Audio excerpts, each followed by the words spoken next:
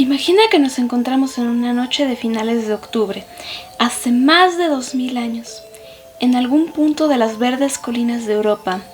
El aire es frío y húmedo, y el calor que puedes percibir alrededor proviene de las hogueras encendidas para recibir a tus ancestros y protegerte de espíritus indeseables. ¿O acaso esperaban que iniciara con un grupo haciendo rituales grotescos o mujeres bailando con un cerrojo con cuernitos? Pues no es así. Y si quieres saber todo acerca de la fiesta que dio origen a Halloween y la que la iglesia quiso sepultar de la memoria con el Día de Todos los Santos, quédate porque hoy te contaré todo acerca de Samhain. Así que si quieres divertirte, ve por tu disfraz de este año y comencemos. Todo comienza con el pueblo celta, mucho antes de la llegada del cristianismo. Hombres y mujeres vestidos con túnicas de lana, sus rostros iluminados por las llamas, mientras el sacerdote, figura central de la comunidad, alza su voz grave para anunciar que el verano ha muerto y el invierno está por nacer.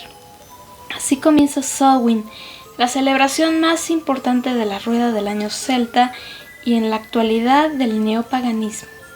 Para los celtas, como te he mencionado en otros videos, el tiempo no era lineal como lo concebimos hoy, sino circular. El año se dividía en dos mitades, la luz y la oscuridad.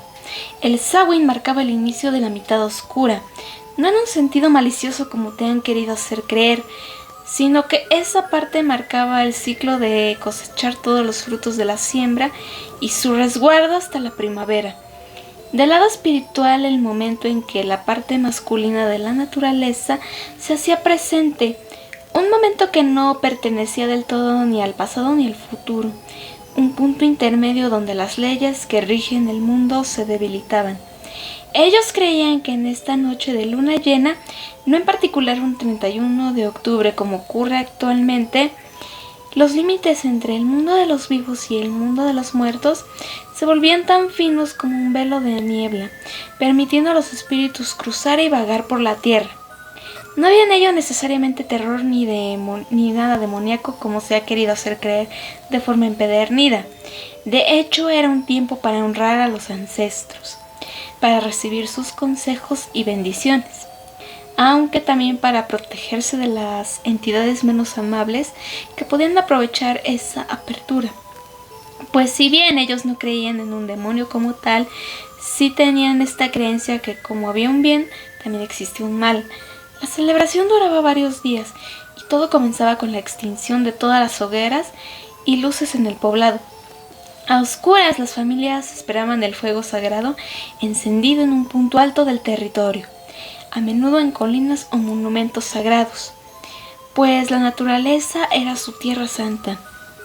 Ese fuego bendecido con rituales era llevado de nuevo a cada hogar para encender la hoguera familiar.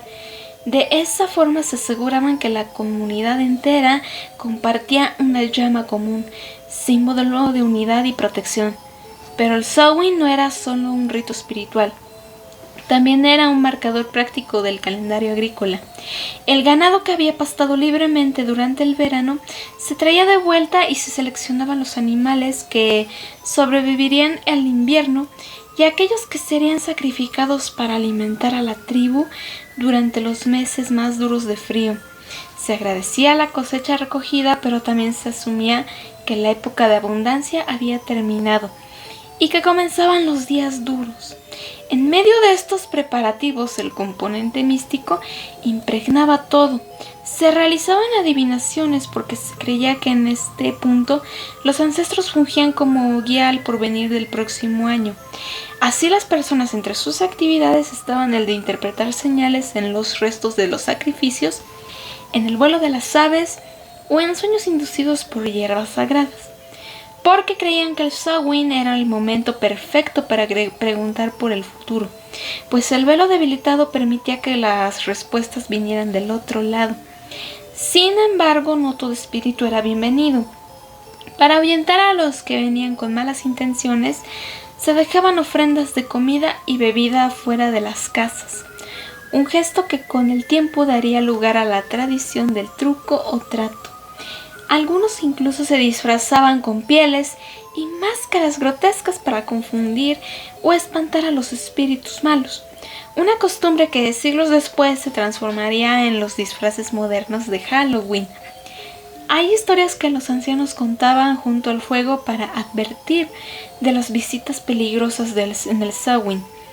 En el folclore europeo se hablaba de la cabalgata salvaje, liderada por el dios de los muertos o por figuras espectrales que cruzaban el cielo arrastrando las almas de los difuntos.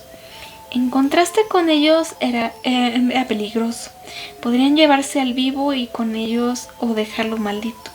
También se narraban leyendas de seres como los Aosí, espíritus de apariencia de elfos o de hadas que habitaban tumultos y colinas encantadas. En esa noche decían salían de sus moradas subterráneas para recorrer el mundo de los humanos. Entrar en sus tierras o rechazar una invitación de estos seres podría significar quedar atrapado para siempre en su mundo. En específico, las ofrendas que se dejaban, como te mencioné, iban dirigidas a ellos, pues se temía su poder. Otra leyenda del Samhain habla de Stingy Jack, una leyenda que ya tocamos en un video anterior por si no lo has visto, y si no, aquí te va una versión muy resumida. Se trata de un hombre astuto y bebedor que engañó al mismísimo diablo en varias ocasiones. Al morir no fue aceptado ni en el cielo ni en el infierno, quedando condenado a vagar por el mundo con una linterna hecha de un nabo ahuecado y una brasa ardiendo en su interior. Su figura se asocia directamente con la tradición de tallar nabos o calabazas más y como forma de ahuyentar a los malos espíritus. De esta leyenda, a mi parecer, es un poco más moderna por la aparición de la figura del diablo, porque como te comenté, los celtas como tal en este ser no creían, pero esta leyenda europea la menciono porque va muy relacionada a esta celebración. En algunas zonas de Escocia e Irlanda se hablaba del puka, una criatura cambiante considerada uno de los espíritus malignos que aparecían durante el Samhain para arruinar o bendecir la cosecha final. A veces adoptaba la figura de un caballo negro, otras de un perro o de un gato, y siempre estaba envuelto en misterio. Algunos aldeanos dejaban ofrendas para ganarse su favor, mientras que otros evitaban salir por la noche para no encontrárselo. Con la llegada del cristianismo, el Samhain no desapareció, pero se fue transformando. Como hemos explicado en otras festividades, la Iglesia fue adaptando las fechas de estas celebraciones en relación a un santo o a conmemorar un hecho relevante de su fe, como sucedió con la fiesta de Yule, sustituida por la Navidad, que es el nacimiento del niño Jesús, o por el Imbolc, sustituido por el Día de la Candelaria, que recuerda la presentación del niño Jesús en el templo.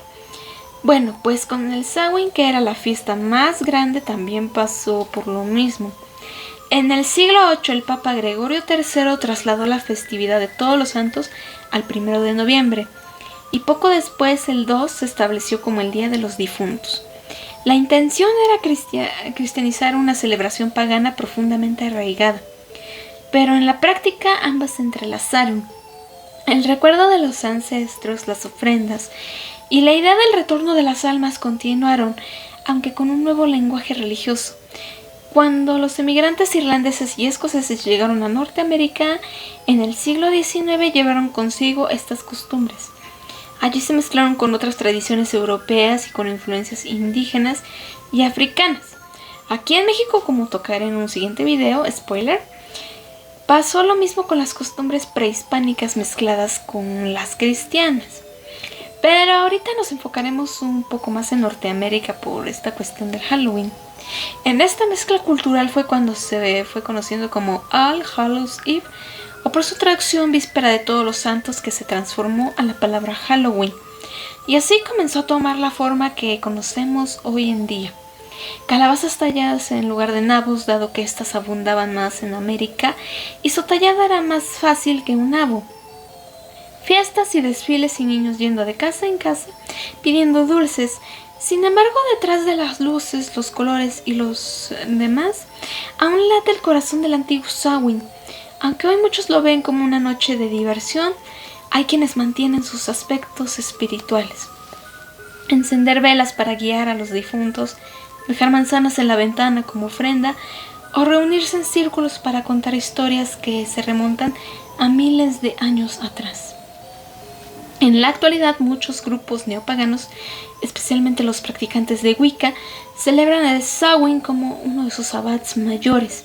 Se realizan rituales al aire libre, a menudo en bosques o claros, donde se encienden hogueras y se monta un altar decorado con frutos secos, calabazas, granos y fotos de seres queridos que ya se han ido. La meditación, las ofrendas y los círculos de palabras son comunes, así como los ritos de adivinación con cartas, runas o espejos negros, en especial los que son de obsidiana. En estas prácticas modernas, Samhain sigue siendo el momento de reflexionar sobre la muerte, no como un final aterrador, sino como una transición natural. Se recuerda que al igual que la naturaleza, la vida tiene ciclos, y que en la oscuridad también hay renacimiento.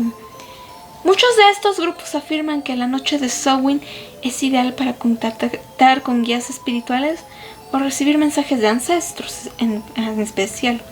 Algunos incluso dejan una silla vacía o un plato en la mesa para alimentar simbólicamente a los visitantes del otro lado.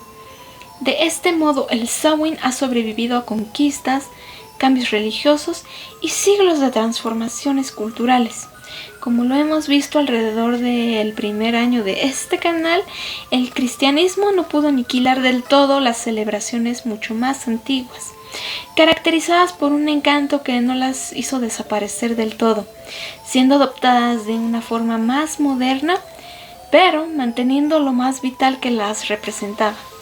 Samhain ha viajado desde las colinas brumosas de Irlanda celta hasta las calles iluminadas por calabazas de nuestras ciudades modernas, siempre conservando su esencia, la conciencia de que en cierta noche del año los mundos se acercan tanto que casi podemos tocarlos, y que si nos detenemos un instante con el viento frío golpeando nuestro rostro y el crujir de las hojas bajo los pies, tal vez podamos escuchar el murmullo de los que nos precedieron, susurrando que no estamos tan separados como nos han hecho creer. No sé tú, pero desde chica ha sido mi celebración favorita. De niña, aunque sí me disfrazaron, nunca me cumplieron el capricho de tener el disfraz de una bruja como tal, por ciertas cuestiones. Así que yo no me quedé con las ganas y, aprovechando lo aprendido en la carrera de diseño de moda, me confeccioné todo mi disfraz de bruja de Sarah Sanderson, pues era mi favorita de niña cuando veía la película de Hocus Pocus.